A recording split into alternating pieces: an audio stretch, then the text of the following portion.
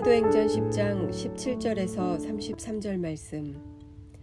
베드로가 본 바 환상이 무슨 뜻인지 속으로 의아해하더니 마침 고넬료가 보낸 사람들이 시몬의 집을 찾아 문 밖에 서서 불러 묻되 베드로라 하는 시몬이 여기 유숙하느냐 하거늘, 베드로가 그 환상에 대하여 생각할 때에 성령께서 그에게 말씀하시되 두 사람이 너를 찾으니 일어나 내려가 의심하지 말고 함께 가라.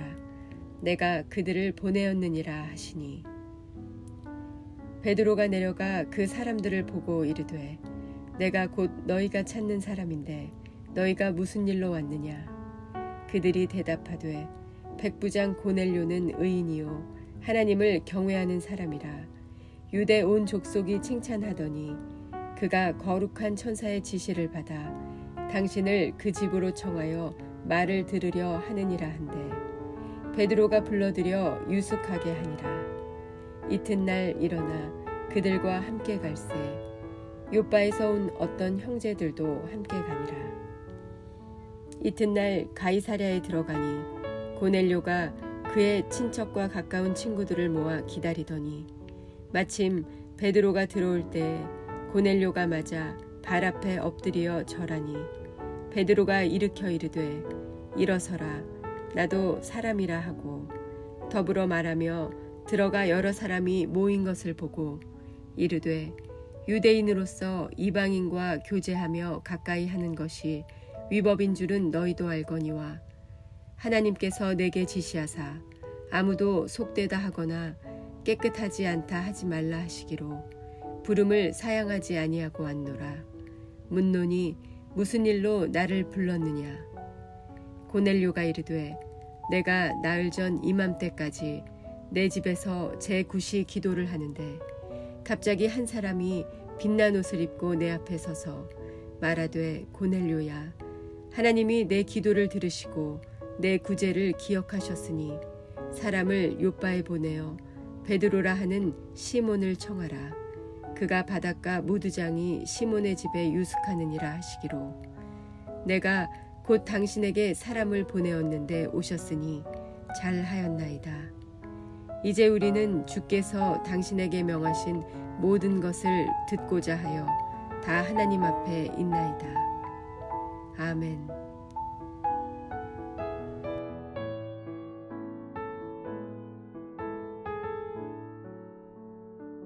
함께 기도하겠습니다. 하나님, 주의 역사 가운데 살아가는 자 되고 싶습니다. 주의 뜻 가운데 걸어가는 자 되길 원합니다.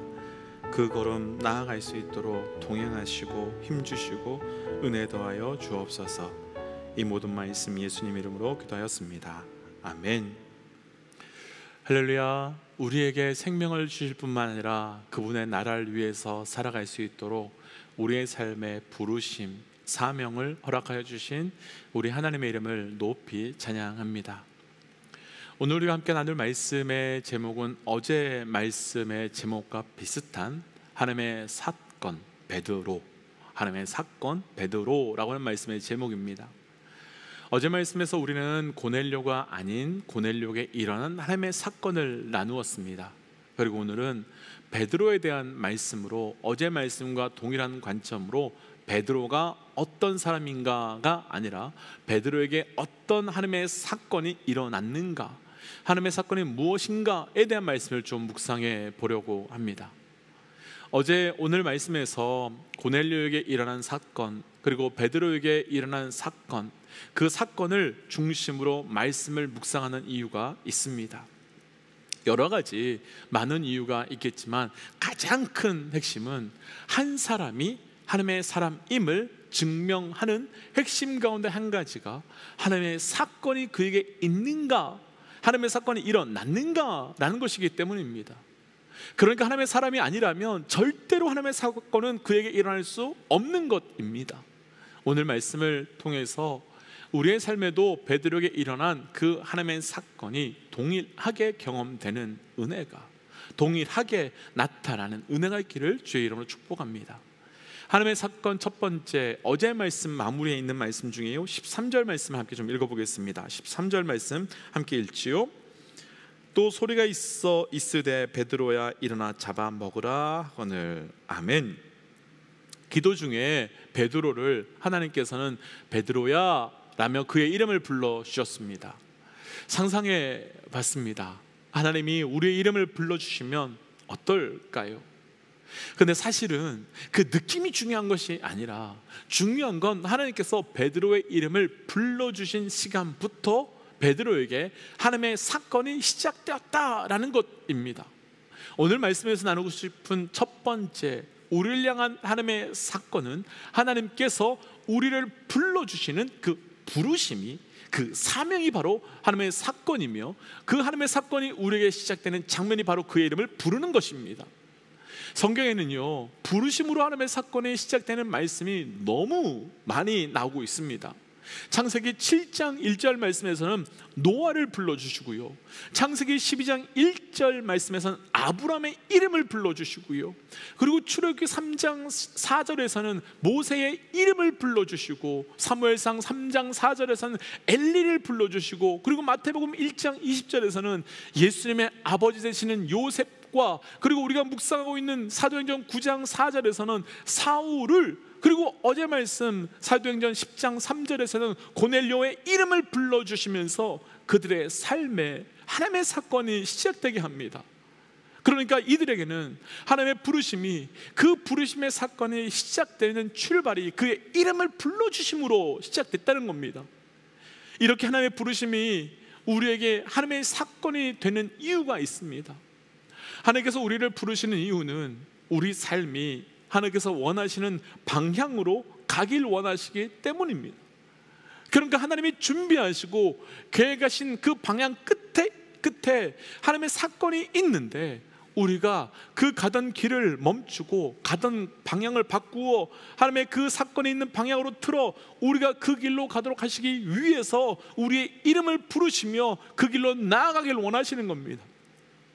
그래서 우리 삶에서 하나님의 사건이 시작되기를 원한다면 가장 먼저 주의 부르심으로부터 시작되어야 됩니다. 베드로는 오늘 자신을 부르시는 주의 음성을 들었습니다. 그리고 고넬료에게 가서 말씀을 증거했고 성령의 사건을 나타내게 됩니다. 사실 여기까지는 좋았습니다.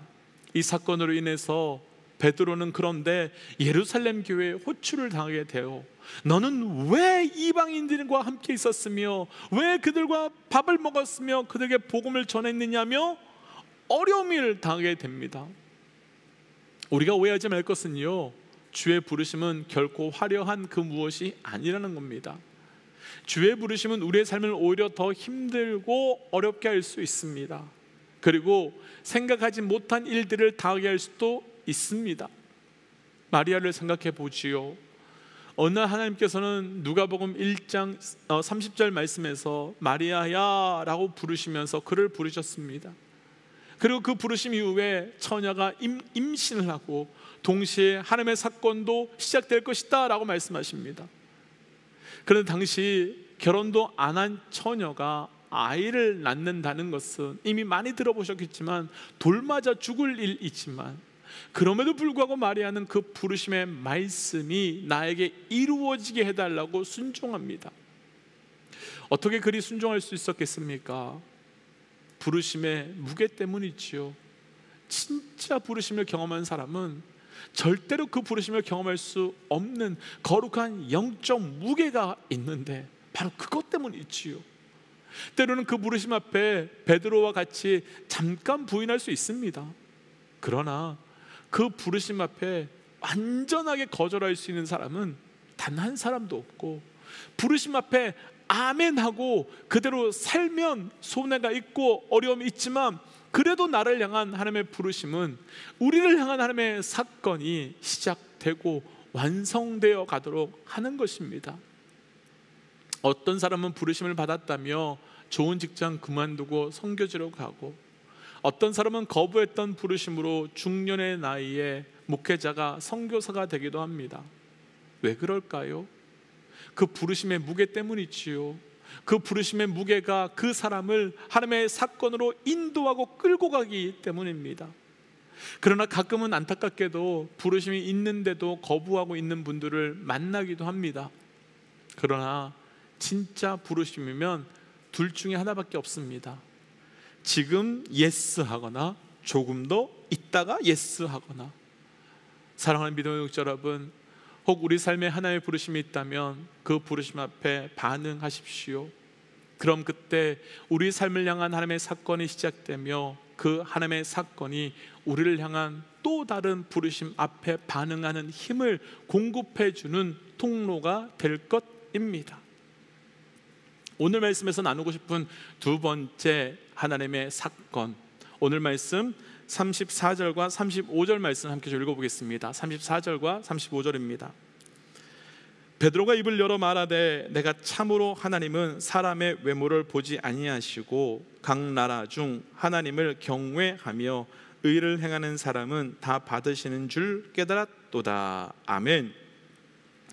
하나님께서는 베드로에게 환상을 보여주셨는데 환상 가운데 하나님께서 큰 보자기를 내려오게 하셔서 그 안에는 온갖 짐승들과 기는 것, 공중에 나는 것들이 있었습니다. 그때 하나님께서는 이것을 먹으라 라고 말씀하십니다. 그런데 이때 하나님께서 말씀하셨음에도 불구하고, 직접 말씀하심에도 불구하고 베드로는 싫어요 라고 말하지요. 그것도 한 번이 아니라 3번이나 거부합니다. 사실 베드로가 고집이 엄청 센 것처럼 보이지만 이렇게 한 이유가 있습니다. 하나님께서 모세에게 율법을 주시면서 레위기 11장과 신명기 14장에서는 먹어야 할 것과 먹지 말아야 될 것에 대해서 말씀해 주셨는데, 환상 중에 본 짐승과 곤충은 먹으면 부정하게 되고 옷에 닿으면 옷을 태우거나 씻어내야 되는 그 유대인들의 수천 년 전부터 이 전통을 일상 가운데 철저히 지켜왔던 부정한 음식들이었기 때문입니다. 그런데 지금 하나님께서는 그것을 깨트리라고 말씀하는 겁니다. 이유가 또 있습니다. 하나님께서는 베드로에게 이방인을 만나고 그들의 집에 가라라고 하시고 그들과 함께 예배하고 그들에게 성령의 세례와 물 세례를 주라라고 말씀하십니다. 그런데 이 모든 것을 거부할 수밖에 없는 분명한 이유는, 아무리 하나님의 말씀이라고 해도 지금까지 베드로가 알고 듣고 배우고 지켜왔던 일상의 모든 것을, 율법의 일상의 모든 것을 하나님께서 깨트리시는 것 같았기 때문입니다. 오늘 말씀에 나누고 싶은 두 번째 하나님의 사건은 지금까지 우리의 일상을, 그리고 우리의 사건을 멈추시며 깨트리시며 시작되는 겁니다. 내가 지켜왔던 나의 일상을, 내가 만들어왔던 나의 일상을 하나님께서 깨트리시면서 하나님의 사건이 시작되게 하는 겁니다. 그래서 축복하기는 우리의 삶에 내가 만든 나의 일상이 깨어지고 내가 만든 나의 사건이 멈춰질 때 그것이 또 다른 하나님의 사건의 시작임을 분별하시기를 주의 이름으로 축복하며 도전합니다. 하나님께서는 우리 삶에 하나님의 사건을 위해서 우리의 일상을 깨트리실 때가 참 많습니다. 나의 생각과 기준을 깨트리실 때가 있고, 나의 건강을 깨트리실 때가 있고, 나의 직장을 깨트리실 때가 있고, 나의 재정과 관계를 깨트리실 때가 있습니다. 그러나 분명한 것은 그 시간은 하나님의 사건이 시작되는 자리입니다. 평신도셨다가 목사님 되신 분이 어떻게 목사님이 되셨는지를 그 생명의 삶 뒤편에 쓴 글이 오래전에 있었습니다.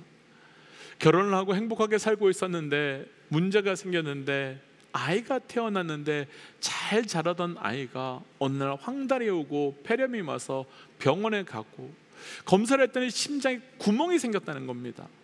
뿐만 아니라 그 심장의 구멍에서 자꾸 피가 새서 생명이 위태할 정도였다고 합니다. 그분에게는 삶의 안전에 대한 일상이 완전히 깨어졌고 자신의 사건이 완전히 멈춰지게 되어버린 겁니다. 그래서 할 수 있는 방법 다 했음에도 불구하고 아이의 상태가 좋아지지 않자 그제서야 그분이 하나님을 찾았고 엎드렸고 하나님께 나아갔는데, 그럼에도 불구하고 하나님 어떻게 이럴 수 있습니까? 어떻게 이런 사건이 내게 있을 수 있습니까? 라고 하는 원망과 한탄뿐이었다고 합니다.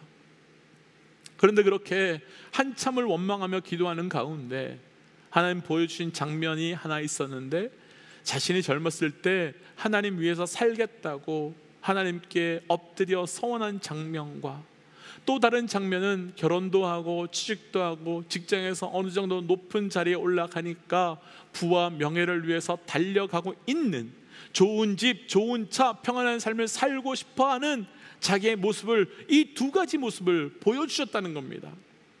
그때 이분께서는 원망하는 기도, 그 기도가 회개하는 기도로 바뀌게 되었고 그때 부르심으로 나아가게 되었다라고 하는 간증이 생명의 삶 뒤에 있었습니다. 그 목사님은 자녀의 문제로 그 삶의 일상이 깨어졌고 자신의 사건에 다 멈춰졌습니다. 그러나 그 깨어짐이 그분을 향한 하나님의 부르심의 사건이 되었고 하나님께 반응하는 시간이 되었습니다. 그렇다면 왜 하나님께서는 우리의 일상을 깨트리심으로 하나님의 사건이 시작되게 하시는 거겠습니까? 왜 베드로에게는 지금까지 지켜왔던 그 거룩의 규례들을 깨트리셔서 이방 사람들을 만나라고 하시고 그들과 함께 먹으면 안 되는 것을 먹게 하실까요? 이유가 있지요. 우리의 일상이 우리에게 안전지대가 되어 튼튼하게 우리를 지키고 있으니까 하나님께서 우리를 통해 이루시고자 하시는 하나님의 사건 또한 일어날 수 없게 되는 겁니다. 우리가 거부하니까요. 하나님께서는 베드로에게 그 거룩의 규례를 깨트리지 않으셨다면 베드로를 통해 열방의 복음이 증거되는 사건은 일어날 수 없었을 겁니다. 왜냐하면 유대인들만 만났을 테니까요. 요셉이 형들에게 팔려가지 않았다면 요셉을 향한 이스라엘 백성의 구원의 사건은 일어나지 않을 수밖에 없었을 것입니다. 베드로에게는 거룩의 규례가, 요셉에게는 아버지 야곱이라고 하는 든든한 안전지대가 절대로 그런 일이 일어날 수 없도록 막고 있었던 겁니다. 우리에게 왜 건강이, 왜 우리에게 재정이, 왜 우리에게 관계가 깨어지고 왜 우리에게 그것이 멈춰지는 일들이 있겠습니까?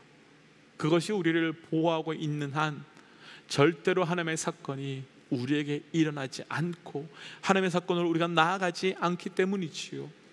혹시 지금 우리의 삶의 깨어짐이, 멈춰짐이 있으시다면 원망, 불평, 낭망 그것을 그만두시고 깨어짐 다음에 있는 하나님의 사건을 기대하시길. 그럼 분명 하나님의 사건이 그 깨어짐 다음에 우리의 찬양의 이유가, 감사의 이유가 될 것입니다.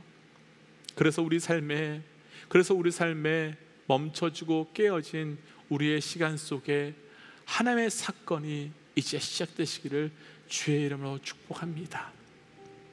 그래서 이 말씀을 기억하며 이렇게 기도하고 싶습니다. 하나님, 우리를 불러주심으로 하나님의 사건이 시작되게 하여 주옵소서. 또한 하나님의 사건이 우리에게 시작될 때 멈춰지고 깨어지는 우리의 일상 앞에 우리의 마음을 지키게 하여 주셔서 끝까지 주의 자리로, 주의 사건 앞으로 나아가는 자 되게 하여 주옵소서라고 함께 기도하겠습니다. 함께 기도할까요? 하나님, 오늘 주셨던 말씀을 기도하며 나아갑니다. 아버지, 주의 그 은혜를 더하여 주옵소서. 하나님, 우리가 하나님의 사건을 깊이 있게 나아가기를 합니다. 하나님의 사건으로 나아갈 때마다 주의 은혜, 주의 역사가 우리가 고백되게 하여 주시고, 그래서 하나님의 사건 앞에 우리가 온전히 살아갈 수 있도록 우리가 동행하여 주옵소서. 그 은혜를 기대하며 소망합니다. 주여, 그 길을 허락하시고 그 은혜를 더하여 주시옵소서. 하나님께서 우리를 향한 하나님의 사건을 허락하시고 또 하나님의 사건으로 불러주시는 은혜를 기대하며 소망합니다. 하나님, 그러나 그 하나님의 사건으로 나아가기 위하여 때로는 우리가 원하지 않고 우리가 생각하지 않았던 일들이 있다 할지라도 하나님, 정말 어렵지만 그 길로 나아갈 수 있는 우리의 삶이 되게 하여 주시옵고, 또 그 길로 나아감을 통한 주의 은혜가 우리 가운데 나타날 수 있도록 인도하여 주시옵소서. 이 모든 말씀 예수님 이름으로 기도하였습니다. 아멘. 사랑하는 믿음의 여러분, 정말 어렵지만 혹시 우리 가운데 하나님께서 하나님의 사건을 주시기 위하여 멈추고 깨트리신 것 있다면, 어렵지만 오늘도 한 걸음 더 내어 힘을 내어 그 길로 나아가 보는 겁니다. 힘내십시오. 그리고 조금만 더 버텨내십시오. 하나님이 역사하실 것입니다. 함께 선포하고 삶의 자리로, 기도의 자리로 가지요. 함께 선포하겠습니다. 하나님은 살아계십니다. 아멘. 함께 기도하겠습니다.